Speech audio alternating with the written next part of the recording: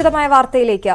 ആലപ്പുഴ മാന്നാറിൽ 15 വർഷം മുമ്പ് കാണാതായ കലയെ കൊലപ്പെടുത്തിയത് ഭർത്താവ് അനിൽകുമാർ എന്ന മൊഴി.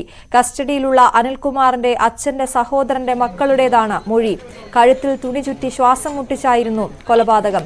മൃതദേഹം കാറിൽ കൊണ്ടുവരുന്നത് കണ്ടു. മൃതദേഹം മറവു ചെയ്യാൻ മാത്രമാണ് സഹായം നൽകിയതെന്നും ബന്ധുക്കളുടെ മൊഴി. കല കൊല്ലപ്പെട്ട 2 മാസത്തിനു ശേഷം അനിൽകുമാർ വീണ്ടും വിവാഹം ചെയ്തു. കലയും അനിൽകുമാറും ബന്ധുക്കളായിരുന്നു. കലയെ കാണാതായ ശേഷം അനിൽകുമാറിന്റെയോ കലയുടെയോ ബന്ധുക്കൾ പരാതി നൽകിയിരുന്നുമില്ല.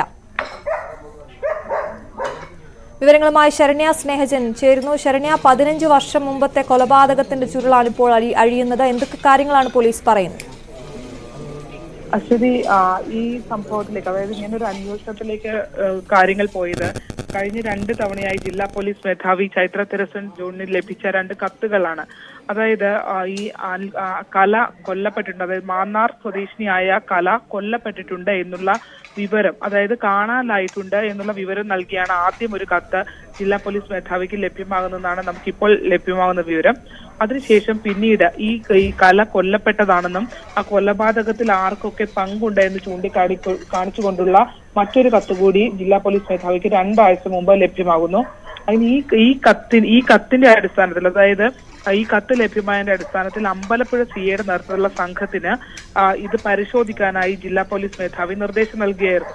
തുടർന്ന് അന്വേഷണ സംഘം മഫ്തിയിൽ ഈ വിഷയങ്ങൾ പരിശോധിച്ചു വരികയും ഈ അന്വേഷണം നടത്തുകയും ചെയ്തു. ഇതിനിടയിൽ ഈ അറസ്റ്റിലായിട്ടുള്ള ബന്ധുക്കൾ ഇവരോട് പോലീസ് അന്വേഷണം നടത്തിയപ്പോൾ ഇവർ ഈ വിവരം അനിൽകുമാറുമായി ബന്ധപ്പെട്ട് അറിയിച്ചിട്ടുണ്ട് എന്നുള്ള കാര്യങ്ങൾ പോലീസിന് ലഭ്യമാകുന്നു.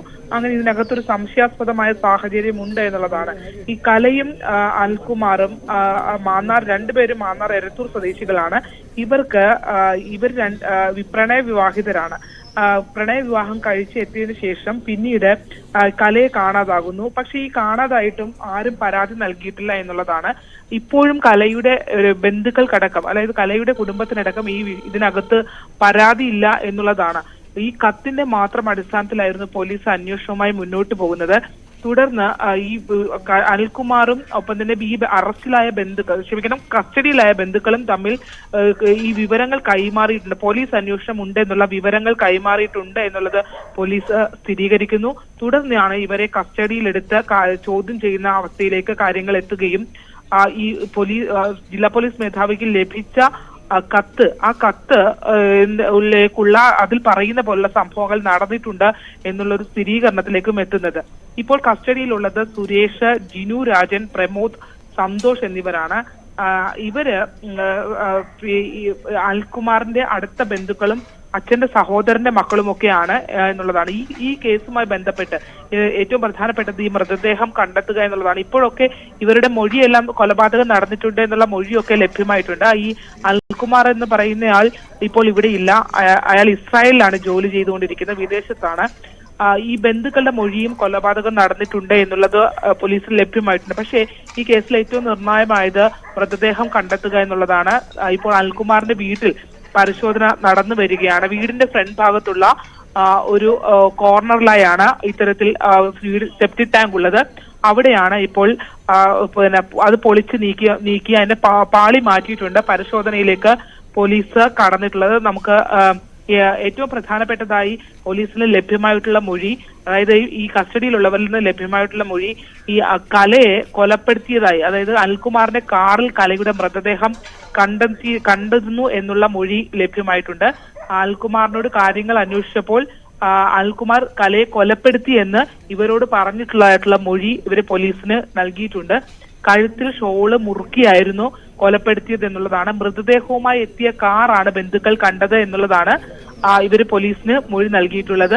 തുടർന്ന് ഇത് മറവ് ചെയ്യാൻ സഹായിച്ചു എന്നുള്ള മൊഴിയാണ് ലഭ്യമായിട്ടുള്ളത്. എന്തൊക്കെ പറഞ്ഞാലും ഈ കേസിനകത്ത് ഏറ്റവും പ്രധാനപ്പെട്ട ഘടകം ഈ 15 വർഷം മുമ്പ് കാണാതായ കലയുടെ മൃതദേഹം കണ്ടെത്തുക എന്നുള്ളതാണ്. അതിനുവേണ്ടിയുള്ള ശ്രമം, ആ ശ്രമത്തിലാണ് പോലീസ് ഇപ്പോൾ ഈ പരിശോധനകളുമായി മുന്നോട്ട് പോകുന്നത്. സെപ്റ്റിക് ടാങ്ക് മാത്രമല്ല വീടിന്റെ മറ്റ് ഭാഗങ്ങളുമൊക്കെ പരിശോധിക്കാം എന്നുള്ള ഒരു നിഗമനത്തിൽ തന്നെയാണ് പോലീസ് മുന്നോട്ട് പോകുന്നത്. മാത്രമല്ല ഈ കേസിൽ ഈ കലയുമായി ബന്ധപ്പെട്ടുള്ള ഈ മിസ്സിംഗ് കേസിനകത്ത് മിസ്സിംഗ് കേസായിട്ടൊരു കേസ് ഇതുവരെ വന്നിട്ട് പോലും ഇല്ല എന്നുള്ളതാണ്. ഒരാളെ കാണാതായതിനു ശേഷം ഒരു പരാതിയും എവിടെയും രേഖപ്പെടുത്തിയിട്ടില്ല എന്നുള്ളതാണ്. മാത്രമല്ല ഈ കേസിനകത്ത് ഇപ്പോൾ കൂടുതൽ ആളുകൾക്ക്, അതായത് ഈ അനിൽകുമാറിന്റെ കസ്റ്റഡിയിലുള്ള ബന്ധുക്കളെ കൂടാതെ കൂടുതൽ ബന്ധുക്കൾക്ക് ഈ കലയുടെ കേസുമായി ബന്ധപ്പെട്ടുള്ള വിവരങ്ങൾ അറിയാമെന്നുള്ള സംശയവും അത്തരത്തിലുള്ള ഒരു നിഗമനവുമാണ് പോലീസിന് ഉള്ളത്. അതുകൊണ്ട് തന്നെ കൂടുതൽ ആളുകൾ ഇതുമായി ബന്ധപ്പെടാനുള്ള സാധ്യതയുണ്ട്. അനിൽകുമാറിനെ നാട്ടിലെത്തിക്കാനുള്ള കാര്യങ്ങൾ ഉൾപ്പെടെ പോലീസ് ചെയ്തു വരികയാണ്. ഇതിൽ സംശയാസ്പദമായി പോലീസ് തോന്നുന്നത്, അതായത് കല മരിച്ച് 2 മാസത്തിനുള്ളിൽ തന്നെ അനിൽകുമാർ പുനർവിവാഹം ചെയ്തിരുന്നു എന്നുള്ളതാണ്. അപ്പോൾ ഈ പുനർവിവാഹവുമായി ബന്ധപ്പെട്ട് ഈ കേസിൽ എന്തെങ്കിലും ഇവർ തമ്മിലുള്ള വിഷയങ്ങൾ എന്തെങ്കിലും ഉണ്ടായിരുന്നു എന്നൊക്കെ ഉള്ളത് പോലീസ് പരിശോധിക്കുന്നു. ഇവർ അതീവ രഹസ്യമായാണ് ഈ വിവരങ്ങളൊക്കെ അന്വേഷണ സംഘം വെച്ചിരിക്കുന്നത്. കാരണം ഈ മൃതദേഹം കണ്ടെത്തിയ ശേഷം മാത്രമേ അതിനകത്ത് കൂടുതൽ വെളിപ്പെടുത്തലുകളിലേക്കും കാര്യങ്ങളിലേക്കും ഒക്കെ അന്വേഷണ സംഘത്തിന് പോകാൻ കഴിയൂ എന്നുള്ളതാണ്. അതായത് നമ്മള് ചിത്രത്തിലൊക്കെ കാണുന്നത് പോലെ അത്തരത്തിലുള്ള ഒരു കൊലപാതകം, അതായത് സെപ്റ്റിക് ടാങ്കിനകത്ത് കുഴിച്ചു മൂടി എന്നുള്ള വിവരം വരുന്നു. ഒപ്പം അത് മണ്ണിട്ട് മൂടിയ അവസ്ഥയിലായിരുന്നു. അതൊക്കെ ഇപ്പൊ മാറ്റിയാണ്. വലിയ ആൾക്കൂട്ടമുണ്ട് ഇവിടെ. ഈ പരിശോധന നടത്തുന്ന സ്ഥലത്ത് ഇപ്പോൾ വലിയ ആൾക്കൂട്ടമാണുള്ളത്. പോലീസ് കയറുകൾ ഉപയോഗിച്ച് പല ഭാഗങ്ങളിലേക്കും ആളുകൾ കടക്കാതിരിക്കുന്നതിന് വേണ്ടി അവിടെ വേർതിരിച്ചിട്ടുണ്ട്. പക്ഷെ 100 കണക്കിന് ആളുകളാണ് ഈ പോലീസ് പരിശോധിക്കുന്നത് കാണുന്നതിനായി ഇവിടെ വന്നിപ്പോൾ നിൽക്കുന്നത്. ഈ പ്രധാനമായും ഇപ്പോൾ കോൺക്രീറ്റ് പാളി സെപ്റ്റിക് ടാങ്കിന്റെ കോൺക്രീറ്റ് പാളി നീക്കം ചെയ്തിട്ടുണ്ട്.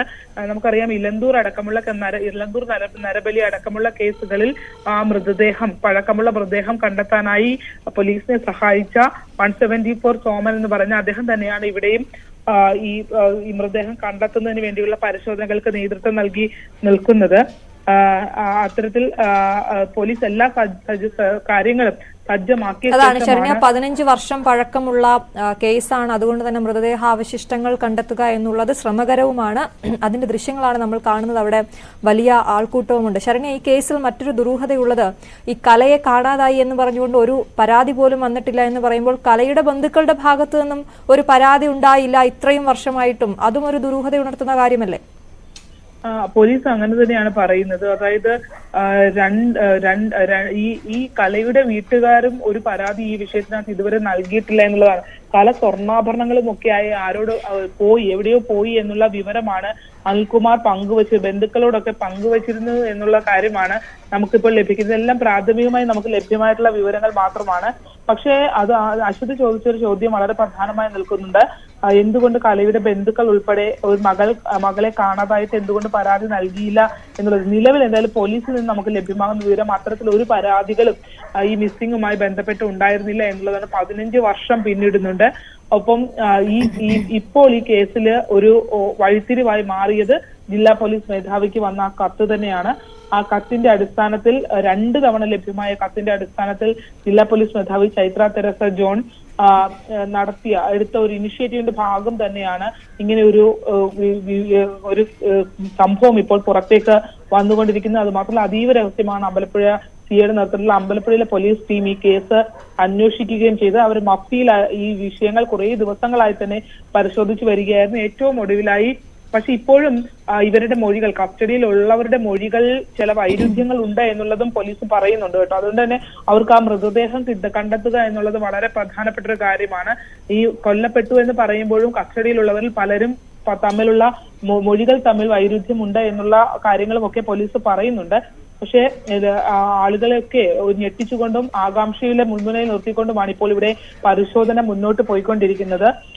ആ പരിശോധനയുടെ ഭാഗമായി തന്നെ ഇവിടെ ഈ സംഭവം അറിഞ്ഞു തന്നെ 100 കണക്കിന് ആളുകൾ ഈ സ്ഥലത്തേക്ക് ഇപ്പോൾ വന്നുകൊണ്ടും ഇരിക്കുകയാണ്. അശ്വതി പറഞ്ഞ പോലെ 15 വർഷമായി മിസ്സിംഗ് ആയ ഒരു കേസാണ്. അതുകൊണ്ട് തന്നെ എത്രമാത്രം മൃതദേഹ അവശിഷ്ടങ്ങൾ കണ്ടെത്താനാകും എന്നുള്ളതും ഒക്കെ അത് നമുക്ക് അത് കണ്ടെത്തുമ്പോൾ മാത്രമേ അത് പറയാനാവൂ. എത്രമാത്രം അതിനകത്തൊരു കാര്യങ്ങളിലേക്ക് പോകും. പക്ഷെ എന്തായാലും ഏറ്റവും പ്രധാനപ്പെട്ട കാര്യം ഈ ബോഡി കണ്ടെത്തുക എന്നുള്ളതാണ്. മൊഴി നൽകപ്പെട്ട പ്രകാരം കല കൊല്ലപ്പെട്ടിട്ടുണ്ടെങ്കിൽ ആ മൃതദേഹം അവിടെ ഈ സെപ്റ്റിക് ടാങ്കിൽ ഒളിപ്പിച്ചിട്ടുണ്ടെന്നോ ഇനി അതിനകത്ത് എന്തെങ്കിലും ഒക്കെ സംഭവിച്ചിട്ടുണ്ടോ അല്ലെങ്കിൽ അവിടെ നിന്ന് എന്തെങ്കിലും മാറ്റം ചെയ്യപ്പെട്ടോ ഒക്കെ ഈ കേസിൽ ഇനിയും ദുരൂഹതകളായി നിലനിൽക്കുന്ന ഒന്നാണ്. എന്തായാലും നിലവിൽ കിട്ടിയ പ്രാഥമിക മൊഴികളുടെ അടിസ്ഥാനത്തിലാണ് പോലീസ് കഴിഞ്ഞ കുറച്ച് ദിവസങ്ങളായി അതിനുവേണ്ടിയുള്ള ഈ മൃതദേഹം കണ്ടെത്തുന്നതിന് വേണ്ടിയുള്ള സജ്ജീകരണങ്ങൾ തയ്യാറാക്കി വരികയായിരുന്നു. അവര് RDOക്ക് മൃതദേഹം ഈ സെപ്റ്റി ടാങ്ക് പൊട്ടിച്ച് പരിശോധിക്കുന്നതിന് വേണ്ടി RDOയുടെ അനുമതി തേടിയിരുന്നു. ഒപ്പം തന്നെ ഫോറൻസിക് വിഭാഗത്തിന് വിട്ടു നൽകാനുള്ള അപേക്ഷയും ഒക്കെ നൽകി എല്ലാ രീതിയിലും സജ്ജമായ ശേഷമാണ് ഇപ്പോൾ മാധ്യമങ്ങളിലടക്കം ഈ വിവരങ്ങൾ പുറത്തേക്ക് വന്നത്. അതുവരെ അതീവ രഹസ്യമായി തന്നെ പോലീസ് ഈ കാര്യങ്ങളുമായി മുന്നോട്ട് പോവുകയായിരുന്നു. എന്തായാലും അത്ര ഗൗരവത്തോടു കൂടിയാണ് ഈ കേസ് അന്വേഷിക്കുന്നത്. കൂടുതൽ ആളുകൾക്ക് ഈ കൊലപാതക വിവരം മറച്ചു വെക്കാൻ കൂടുതൽ ആളുകൾ സഹായിച്ചിരുന്നു എന്നടക്കമുള്ള സംശയങ്ങളും ഇപ്പോൾ പോലീസിന് ഉണ്ട്. അശ്വതി, ആലപ്പുഴ മാന്നാറിലാണ് 15 വർഷം മുമ്പ് കാണാതായ സ്ത്രീയെ ഭർത്താവ് കൊലപ്പെടുത്തിയെന്ന നിർണായക വിവരങ്ങൾ ബന്ധുക്കളുടെ ഭാഗത്തു നിന്നും ലഭിക്കുന്നത്. ഇതിന്റെ അടിസ്ഥാനത്തിൽ ഈ ബന്ധുക്കളുടെ മൊഴിയുടെ അടിസ്ഥാനത്തിൽ ഇപ്പോൾ അനിൽകുമാർ എന്ന ആളുടെ വീടിന് പരിസരത്ത് സെപ്റ്റിക് ടാങ്കിലടക്കം പരിശോധന നടത്തുകയാണ് മൃതദേഹാവശിഷ്ടത്തിനായി. ഇപ്പോൾ അതിന്റെ ദൃശ്യങ്ങളാണ് പ്രേക്ഷകർ കാണുന്നത്. ഈ കേസുമായി ബന്ധപ്പെട്ട് കലയെ കാണാതാവുകയും അനിൽകുമാറിന്റെ ചില ബന്ധുക്കളെ കസ്റ്റഡിയിലെടുക്കുകയും മൊഴിയെടുക്കുകയും ഒക്കെ ചെയ്തിരുന്നു. അതിന്റെ അടിസ്ഥാനത്തിലാണ് ഇപ്പോൾ ഇത്ര വർഷങ്ങൾക്ക് ശേഷം ഇക്കാര്യം പുറത്തു വരുന്നത്. കഴുത്തിൽ തുണി ചുറ്റി ശ്വാസം മുട്ടിച്ചായിരുന്നു കൊലപാതകം നടത്തിയത് എന്നാണ് ബന്ധുക്കൾ പോലീസിന് മൊഴി നൽകിയിരിക്കുന്നത്. അതിനുശേഷം മൃതദേഹം കാറിൽ കൊണ്ടുവരുന്നത് കണ്ടുവെന്നും മൃതദേഹം മറവ് ചെയ്യാൻ മാത്രമാണ് തങ്ങൾ സഹായം നൽകിയത് എന്നുമാണ് ബന്ധുക്കളുടെ മൊഴി.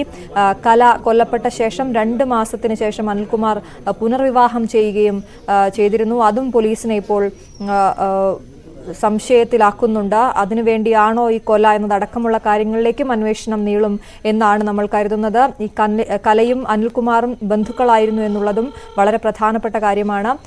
ഈ കലയെ കാണാതായ ശേഷം അനിൽകുമാറിന്റെയോ കലയുടെയോ ബന്ധുക്കൾ പോലീസിൽ പരാതി നൽകിയിട്ടില്ല. ഈ 15 വർഷമായിട്ടും കലയെ കാണാനില്ല എന്നൊരു പരാതി പോലീസിന്റെ മുന്നിലേക്ക് എത്തിയിട്ടില്ല എന്നുള്ളതും ദുരൂഹമായി തുടരുകയാണ്. ശരണ്യാണ് വിവരങ്ങൾ നൽകിക്കൊണ്ടിരിക്കുന്നത്. ശരണ്യ, ഈ കസ്റ്റഡിയിലെടുത്തു എന്നതിനപ്പുറത്തേക്ക് ഈ കേസിൽ ഒരു അറസ്റ്റും രേഖപ്പെടുത്തിയിട്ടില്ല ഇതുവരെയും. ഒപ്പം ഈ വിദേശത്തുള്ള